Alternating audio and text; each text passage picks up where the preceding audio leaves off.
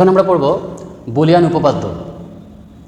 আসলে বুলিয়ান উপপাদ্য পড়ার আগে বুলিয়ান উপপাদ্যের জিনিসগুলো কি আমরা সাধারণ বা দশমিক অ্যালজেব্রায় আমরা পড়েছিলাম যে সূত্র বা ফর্মুলা, সেই সূত্র বা ফর্মুলা এখানে জর্জ বুলি উপপাদ্য হিসেবে ব্যবহার করেছেন। তাহলে বুলিয়ান উপপাদ্য কি? জর্জ বুলি যেসব উপপাদ্য ব্যবহার করে এটা যুক্তিমূলক একটা বিশ্লেষণকে গাণিতিক রূপ প্রদান করেন সেই উপপাদ্যগুলোকে বলা হয় বুলিয়ান উপপাদ্য। আমি আবার বলছি, যে সকল উপপাদ্য ব্যবহার করে জর্জ বুলি যুক্তিমূলক অপারেশন বা যুক্তিমূলক প্রসেসগুলোকে গাণিতিক রূপ প্রদান করেছেন সেই উপপাদ্যগুলোকে বলা হয় বুলিয়ান উপপাদ্য। নিচে কিছু বুলিয়ান উপপাদ্য দেওয়া হলো। এই বুলিয়ান উপপাদ্যগুলো আমরা যদি দেখি, প্রথমে আমরা পাচ্ছি মৌলিক উপপাদ্য। তো মৌলিক উপপাদ্য কি? মৌলিক উপপাদ্য দুইটি আছে, একটা হলো যুগের মৌলিক উপপাদ্য আর একটা হলো গুণের মৌলিক উপপাদ্য। যুগের মৌলিক উপপাদ্য হলো এ এর সাথে 0 যোগ করলে হবে এ, কারণ এ এবং 0 এর যোগফল নির্ভর করছে এ এর মানের উপর। এ এর মান 0 হতে পারে, এ এর মান 1ও হতে পারে, তাই এ প্লাস और a और 0 इक्वल टू a। দ্বিতীয়টি হলো a और 1 অর্থাৎ a প্লাস 1 এর ইকুয়াল টু কী হবে? 1। কেন 1 হচ্ছে? a এর মান 0 হতে পারে, 1ও হতে পারে। a এর মান যদি 0 হয়, 0 এর সাথে 1 যোগ করলে হবে 1। a এর মান যদি 1 হয়, 1 এর সাথে 1 যোগ করলে 1ই হবে। অর্থাৎ a এর সাথে 1 যোগ করলে a এর মান যাই হোক না কেন ফলাফল আমরা পাবো 1, তাই a প্লাস 1 ইকুয়াল টু 1। তারপর আছে a plus a equal to a plus অথবা a और a ইকুয়াল টু a। কীভাবে? a এর মান 0 হতে পারে, 1 হতে পারে, আবার এই এর মান 0 হতে পারে, 1 হতে পারে। এখন এর মান যাই ধরে না কেন এটার যোগফল যা হবে সেটাই হবে ফলাফল, তাই এ ফলাফলটা নির্ভর করছে এ এর মানের উপর, তাই a plus a equal to a। আবার শেষে পাচ্ছি a और a প্রাইম, অর্থাৎ এর সাথে a প্রাইম যোগ করতে হবে। এখন যদি a এর মান আমরা 0 ধরি তাহলে a প্রাইমের মান হবে 1, আর a এর মান যদি 1 ধরি তাহলে a প্রাইমের মান হবে 0, তাই 1 প্লাস 0 অথবা 0 প্লাস 1 ইকুয়াল টু 1। অর্থাৎ a এর মান যাই ধরে না কেন আমরা একটা 1 পাচ্ছি, তাই রেজাল্ট হবে 1। এটা হলো যুগের মৌলিক উপপাদ্য। তারপর আসছি গুণের মৌলিক উপপাদ্য। গুণের মৌলিক উপপাদ্য হলো a ইন্টু 0 অথবা a অ্যান্ড 0। অর্থাৎ আমরা জানি 0-র সাথে যা কিছু গুণ করা হয় বা অ্যান্ড অপারেশন করা হয় না কিন্তু রেজাল্ট হবে 0, এর মান 0 হোক বা 1 হোক। তারপর আছে a অ্যান্ড 1 অর্থাৎ a ইন্টু 1 এর সাথে a যদি গুণ করি তাহলে আমাদের ফলাফলটা নির্ভর করছে a এর মানের উপর, কারণ a এর মান যদি 1 হয় তাহলে 1 এর সাথে 1 গুণ করলে 1 হবে, আর a এর মান যদি 0 হয় তাহলে 0-র সাথে 1 গুণ করলে 0 হবে। অর্থাৎ ফলাফল হলো a এর মানের উপর নির্ভরশীল। তারপরে আমরা পাচ্ছি a ইন্টু a, এর সাথে a গুণ করলে a হবে, কারণ আমার মানটা ফলাফলটা নির্ভর করছে a এর মানের উপর। a এর মান 0 হতে পারে, 1 হতে পারে। তারপরে আছে a ইন্টু a প্রাইম, অর্থাৎ a প্রাইম এবং a এই দুটি গুণ করলে আমরা অবশ্যই একটা 1 পাবো এবং অবশ্যই একটা 0 পাবো। যেহেতু একটা 0 পাবোই, তাই 0-র সাথে অপর একটি 0 বা 1 গুণ করলে রেজাল্ট 0ই হবে। সুতরাং a into a prime equal two 0। তারপর পাচ্ছি বিনিময় উপপাদ্য। বিনিময় উপপাদ্য হলো a plus b equal to b plus a, অর্থাৎ আমাদের ভেরিয়েবলগুলো তাদের জায়গা পরিবর্তন করলেই যে আমরা আরেকটি উপপাদ্য পাবো সেটাই হলো বিনিময় উপপাদ্য। যেমন আরেকটি আছে a অ্যান্ড b, অর্থাৎ a এর সাথে b গুণ করা যে কথা, b এর সাথে n গুণ, শুধু আমাদের ভেরিয়েবলটির একটি স্থানান্তর হবে। অ্যাসোসিয়েটিভ থিওরেম, অনুষঙ্গ উপপাদ্য। এখানে অনুষঙ্গ উপপাদ্য a plus b plus c, আমি b প্লাস সিটাকে ব্র্যাকেট দিয়ে রেখেছি ইকুয়াল টু a প্লাস বিকে ব্র্যাকেট দিয়ে রেখে তারপর সিটাকে ওপেন করে দিচ্ছি। তার মানে আমাদের বামপক্ষের রাশির যে অবস্থা ডানপক্ষের রাশির সেই একই অবস্থা। তারপরে আমি যদি দ্বিতীয়টাতে দেখি a ইন্টু বিসি, এখন a into BC equal to A B into C, অর্থাৎ a ইন্টু বিসি, বিসির সাথে গুণ করলে যে মান হবে আপনার এ বির সাথে সি গুণ করলে একই মান হবে। সুতরাং এটার সাথে এটার কোনো পার্থক্য নেই, সেটি হলো অ্যাসোসিয়েটিভ থিওরেম বা অনুষঙ্গ উপপাদ্য। তারপর আছে সহায়ক উপপাদ্য বা সেকেন্ডারি থিওরেম। এই সহায়ক উপপাদ্য হলো এখানে দেখতে পাচ্ছি a into a plus B equal to a, অর্থাৎ এখানে a into a plus B equal to a। এখন এটা প্রমাণ করতে হবে, এটা কীভাবে a into a plus B equal to a হলো সেটা প্রমাণ করার বিষয়। এখন আমি একটু প্রমাণ করে দেখাচ্ছি। এখানে লেফট হ্যান্ড সাইডে আছে a into a or B, a plus B by a or B. তাহলে আমি যদি এটাকে প্রমাণ করতে যাই, এটা হলো লেফট হ্যান্ড সাইড LHS, আমি লেফট হ্যান্ড সাইড লিখে দিলাম। এখন সমান আমি যদি গুণ করি তাহলে a ইন্টু a সমান কী হবে? a হবে, যেহেতু আমি প্রথমে মৌলিক উপপাদ্যে পড়েছিলাম a ইন্টু a সমান a, বা এর সাথে a করলে হবে, আচ্ছা, ওর এর সাথে বি গুণ করলে হবে a b। আচ্ছা, আমি ব্র্যাকেটটা খুললাম, এই জন্য ব্র্যাকেটের বাইরের রাশি দ্বারা আমি ব্র্যাকেটের ভেতরে দুইটি রাশিকে গুণ করলাম। এখন এই দুইটি থেকে যদি আমি কমন নিই a, তাহলে এইখানে থাকবে 1, যেহেতু 1-এর সাথে a গুণ করলে a হবে, হ্যাঁ। তারপর প্লাস এখান থেকে a কমন নিলে এখানে থাকবে b। এখন আমরা জানি 1 প্লাস বি ইকুয়াল টু 1 হয়, এই এটা বসালাম, তারপর ইন্টু, যেহেতু এটা ব্র্যাকেট ইন্টু আছে, এটার সাথে এটা গুণ হবে, তাই ইন্টু দিয়ে 1 + b = 1 হয়।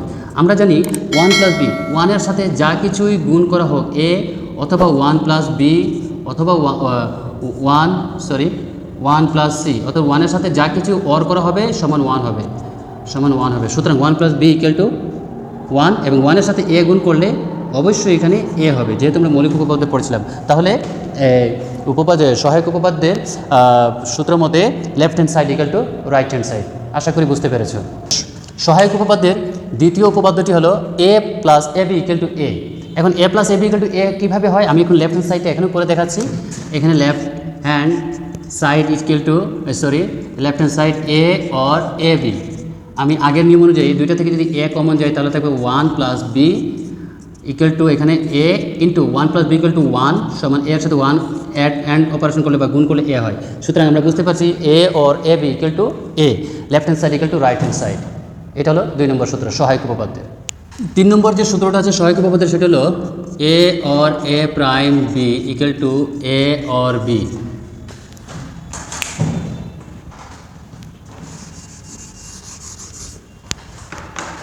সহায়ক উপপাদ্যের যে 3 নম্বর সূত্র আছে, এখানে a or a' b = a + b। তাহলে a or a' b = a + b কীভাবে হয় আমরা একটু লেফট হ্যান্ড সাইডটা সিম্পলিফাই করে দেখি। লেফট হ্যান্ড সাইড এখানে কি আছে, a or a' b = আমি এখন যদি a কে 1 দ্বারা গুণ করি, আমরা জানি এর সাথে 1 গুণ করলে a হবে। হ্যাঁ, সুতরাং আমরা এখানে আমাদের অঙ্কের সুবিধার্থে একটি রাশি বাড়িয়ে নিলাম, একটি কনস্ট্যান্ট বা ধ্রুবক।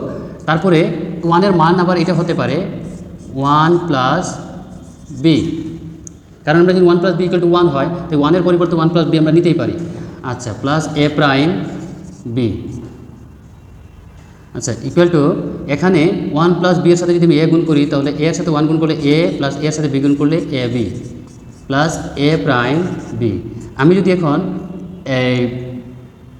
a লিখলাম, এটা বসালাম, তারপর এই দুইটি থেকে যদি আমি b কমন নেই তাহলে থাকবে a or a'।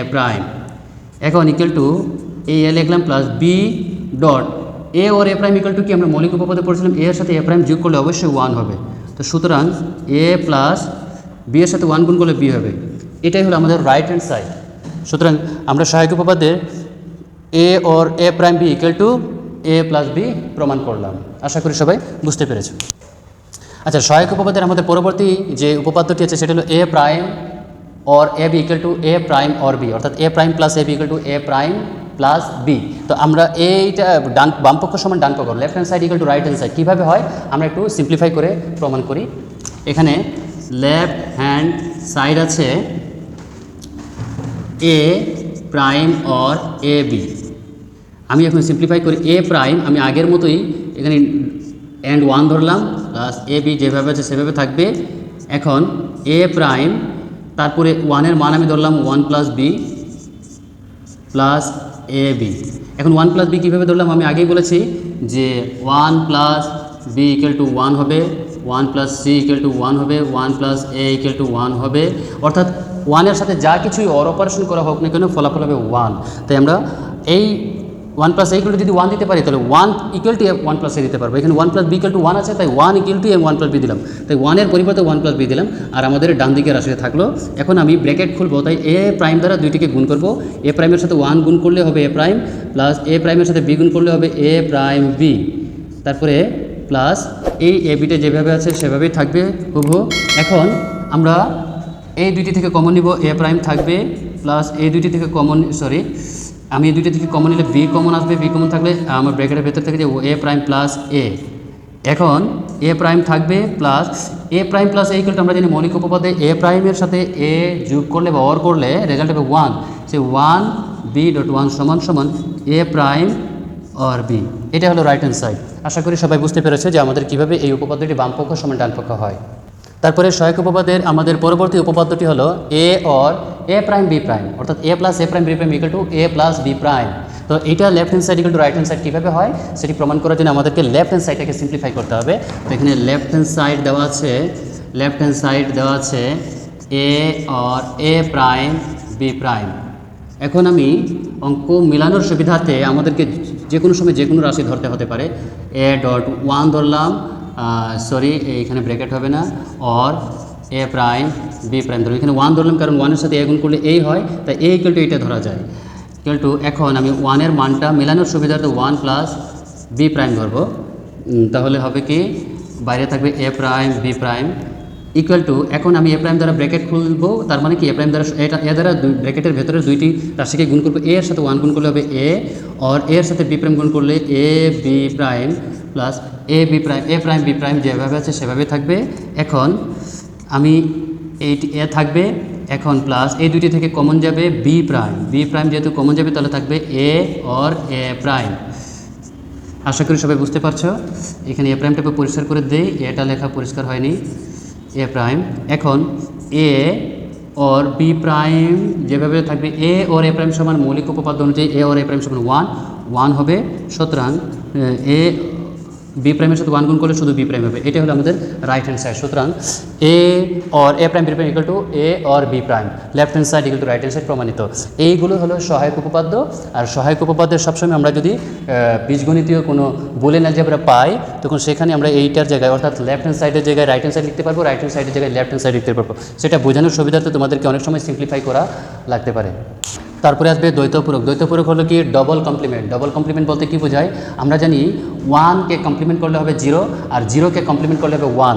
এখন ওয়ানকে যদি কমপ্লিমেন্ট ডবল করি তাহলে অবশ্যই ওয়ানই হবে। আমরা জানি ওয়ানকে যদি আমি কমপ্লিমেন্ট করি তাহলে ইকুয়াল টু আসবে কত, জিরো। কিন্তু ওয়ানকে যদি ডবল কমপ্লিমেন্ট করি তো ইকুয়াল টু হবে ওয়ান। কারণ কি, ওয়ান একবার কমপ্লিমেন্ট হয় আবার কমপ্লিমেন্ট হয়, অর্থাৎ একবার জিরো হয়ে আবার কমপ্লিমেন্ট হয়, তাহলে ফের ওয়ানই আসছে। সুতরাং A double prime equal to A. বিভাজন উপপাদ্য এখন তোমরা দেখতে পাচ্ছ, বিভাজন উপপাদ্য ডিস্ট্রিবিউটেড থিওরেম। ডিস্ট্রিবিউটেড থিওরেমে আছে, তোমরা দেখতে পাচ্ছ এখানে A into B plus C equal to A B plus A C, অর্থাৎ এর সাথে বি সি গুণ করলে অবশ্যই এ বি এবং এ সি হবে।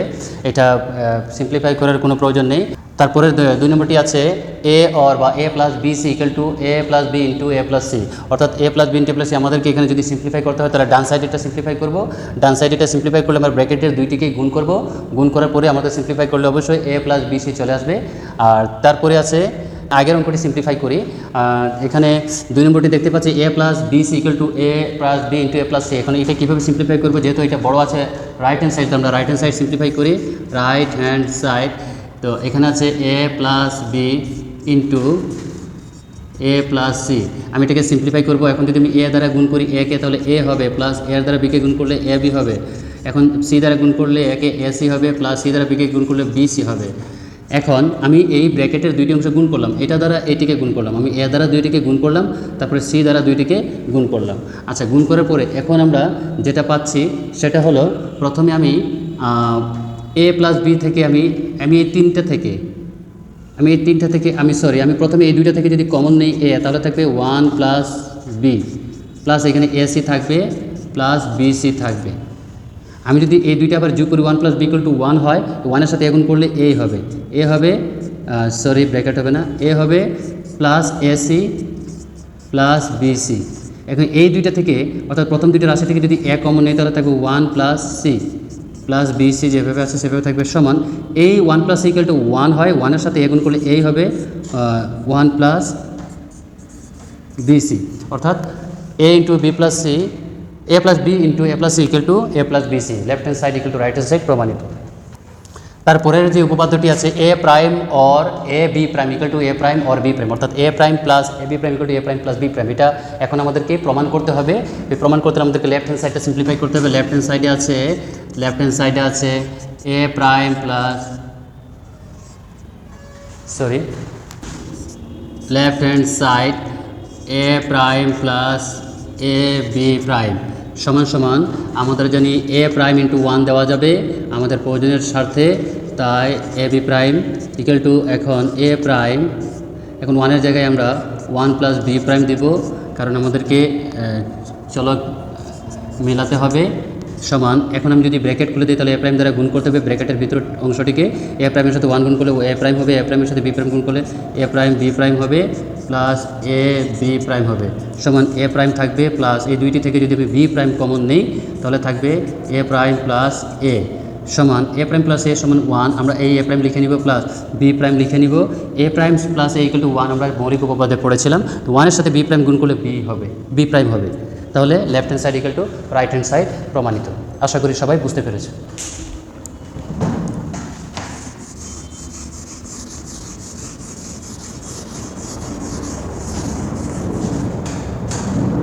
আচ্ছা, আমাদের দ্বিতীয় সহায়ক বিভাজন উপপাদ্যটি আছে এ এক্সর বি। এখানে A XOR B equal to লেখা আছে A prime B or A B prime. A XOR B equal to A or B or A B prime, এটা বুঝতে হলে আমাদেরকে বীজগণিত বা বুলিয়ান অ্যালজেব্রার অনেক ভেতরে যেতে হবে। লজিক গেটের ভেতরে যখন আমরা এক্সর গেট নিয়ে আলোচনা করব, এক্সর গেট নিয়ে আলোচনা করলে তখন এটা সহজেই সবাই বুঝতে পারবে। আমি এক্সর গেটে আলোচনা করার আগে আমাদেরকে আগে সার্বজনীন গেট নিয়ে আলোচনা করতে হবে। সার্বজনীন গেট নিয়ে আলোচনা করার আগে আমাদেরকে মৌলিক গেট নিয়ে আলোচনা করতে হবে। আর মৌলিক গেট নিয়ে আলোচনা করার আগে আমাদেরকে লজিক গেট নিয়ে আলোচনা করতে হবে। সুতরাং এক্সর গেট অর্থাৎ এ এক্সর বি, এই যে এক্সক্লুসিভ গেটগুলো নিয়ে আলোচনা করলে তোমরা কেউ বুঝবে না। তো আমাদেরকে ধাপে ধাপে প্রথমে যেতে হবে। প্রথমে লজিক গেট নিয়ে আলোচনা করব। লজিক গেটের প্রকারভেদ আছে, সেখানে মৌলিক গেট নিয়ে আলোচনা করব। তারপরে যৌগিক গেট আছে, যৌগিক গেট নিয়ে আলোচনা করব। সেখানে আছে তোমার সার্বজনীন গেট আছে, ন্যান্ড এবং নর গেট, সেটা আলোচনা করার পরে তারপরে এক্সক্লুসিভ গেট অর্থাৎ এক্সর গেট এবং এক্সনর গেট। আশা করি তোমরা সেই পর্যন্ত আমার সাথে থাকবে। দ্বিতীয়টি হলো এ এক্সর বি নট বা প্রাইম, হ্যাঁ, অথবা এ এক্স নর বি। তাহলে এখানেও আছে A plus B equal or A B prime. তো এইটাও আমরা এক্সর গেট বা এক্সক্লুসিভ গেট নিয়ে আলোচনা করলে আমরা তখন এটা প্রমাণ করব। তো এইগুলো হলো বিভাজন উপপাদ্যের উদাহরণ। আশা করি তোমাদের সবার এটি বুঝতে সহজ হয়েছে এবং সবাই মনে রাখতে পারবে।